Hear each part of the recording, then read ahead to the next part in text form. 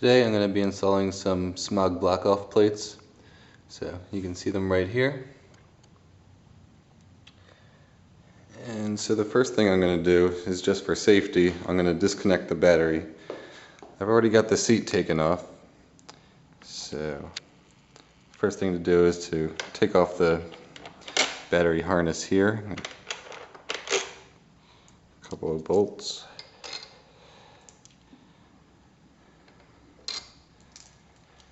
After you have those, this top metal piece will slide right out.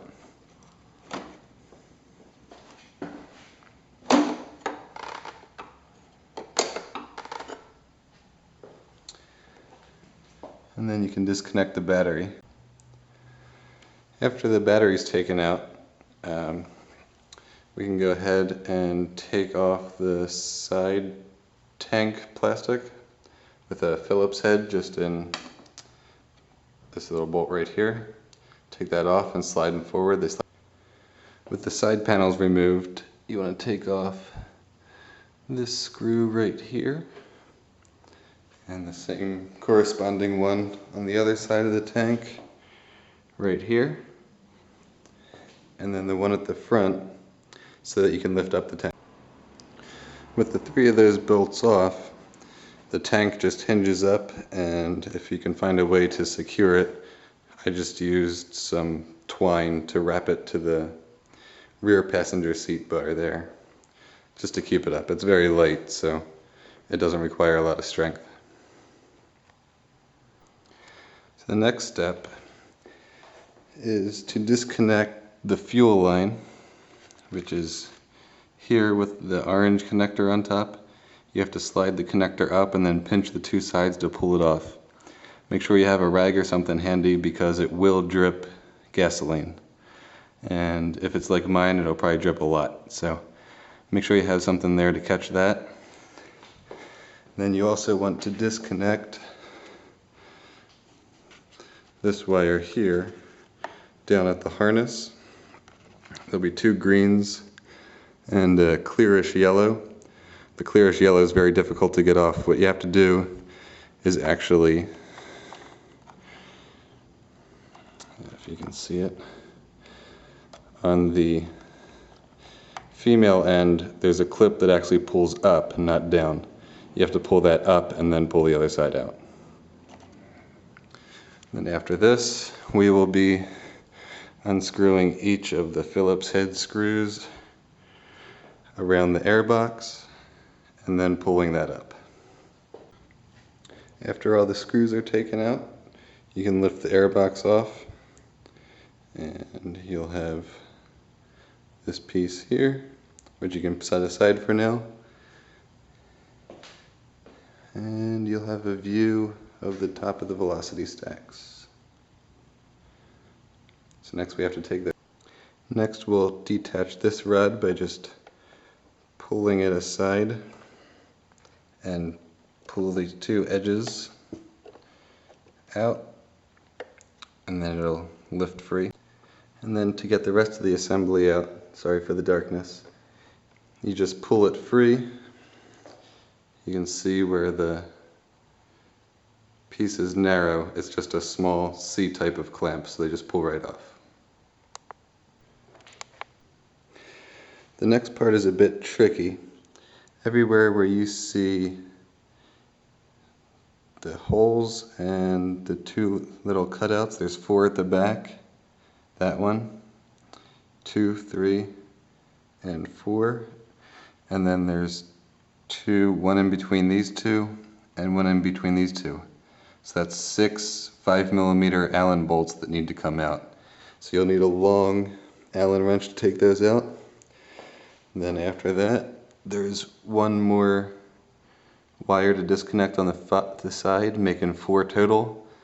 And the hose going to the airbox needs to come off too. And when you're ready to pull up the lower airbox, there's also this hose right here that needs to come off once you can finally see it. So you can see this one's disconnected. And also to have this piece come loose, there's 4 tabs, 2 on the top, 2 on the bottom. You just have to push and let it go. And then once you're ready, you can take the lower airbox right off, and you will be left with finally being able to see, actually, there we go, finally being able to see what we're trying. So the next step is to disconnect the top blue connector. Sorry for the lack of light.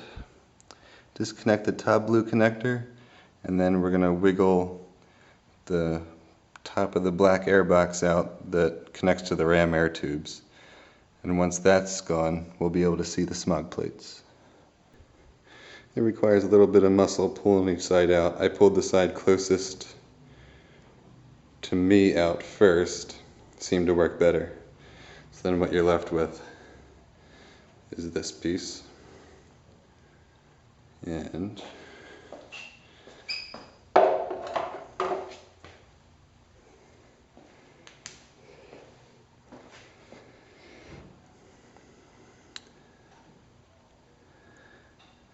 that's what we're able to see now.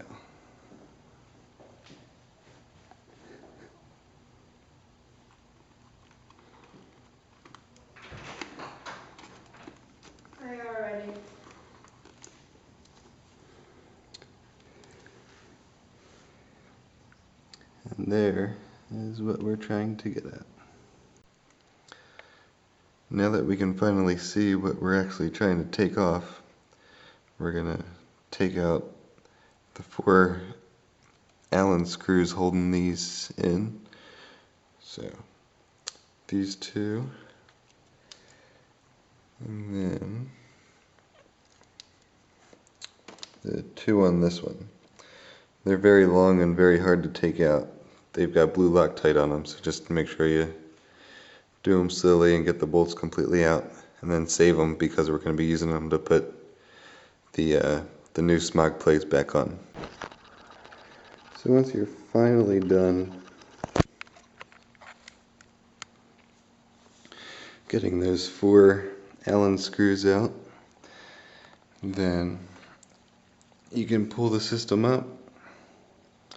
Just pull each individual plate up until they break their seal, and then route this tube right here underneath and then out with it, and the whole thing comes right out. And when you're ready to go, the black off plates fit right over where the old coverings used to be. You leave everything on the bottom inside of it. Only the top piece should come off, and otherwise you rebuild it with all of the original bolts and screws. Also, if you have a US spec R1 and you plan on doing the airbox mod or would like to, now's a good time. Basically what you're going to do is just take a box cutter or something very sharp and cut along this line here all the way around just to get the top funnel off. It'll allow more airflow to come through and should increase power by a little bit. And when you're done with the cut, it should look just like that. Top piece comes right off. Make sure to leave these tabs in place so that it can still snap to the upper part of the airbox. Also with the airbox, there's a little hole right there where the old air intake system used to have a plug. Since we don't have it anymore, I'm just using a piece of tape, but you just want to make sure to plug up that hole too. And then we can start reassembling everything. So first thing for reinstallation is we're going to put the lower airbox back in. Make sure that the little boots from the ram air tubes go inside these. You'll have a much easier time trying to get them inside than outside. Once you get that in place, replug the blue connector, and then we can put back on this piece with the 6 Allen screws on the bottom, and make sure to plug in this plug too. Once you have this settled in place, make sure this piece comes up and you can see the 4 tabs on the top, so it's fully through. And then you can go ahead and replug this connector and reattach this hose and screw down each of the 1, 2, 3, 4, 5, and 6 Allen screws that are deep down in there. Once you've got everything tightened into place, then we'll put back on the top half of these, just the 3 clips, and then the bar into the top right there. So with the top of the stacks back on, they should move just as before. And I'm going to go ahead and replug in these 2 green plugs and this hose while it's available. Now we can go ahead and put the lid back on, then we'll hook back up that plug right there and plug the fuel line back in there. Now with the airbox back on, I replugged all of these in, put the zip tie back on, got the fuel line popped back on, make sure the orange plate clicks down, and make sure the line goes so it's not going to kink. Some people seem to have trouble with the fuel line kinking at some point, so just make sure it's all free and flush there. It goes through the little middle cutout there. And then go ahead and tighten down all the bolts holding the airbox down. Once you're sure that everything's screwed down tight, all of the lines have been restored, go ahead and lower the tank and put everything back together. After you have everything hooked up, start it up, make sure everything's okay.